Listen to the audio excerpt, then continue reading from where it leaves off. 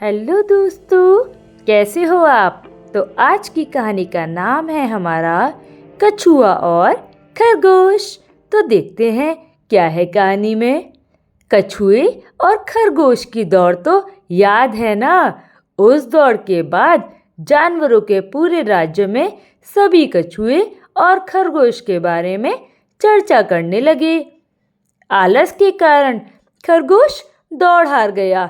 अपनी मंजिल की ओर लगातार चलकर कछुआ जीत गया।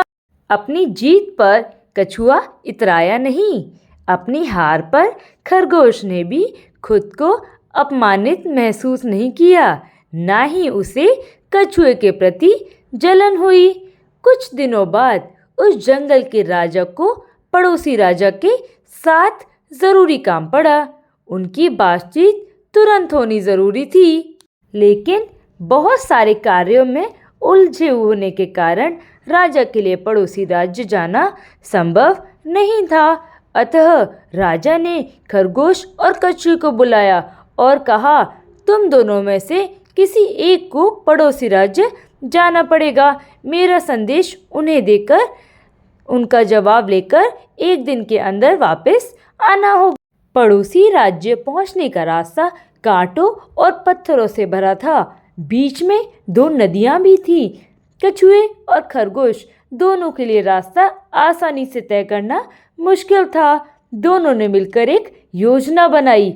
अगले दिन तड़के दोनों तैयार हो गए। राजा का संदेश लेकर दोनों साथ निकल पड़े।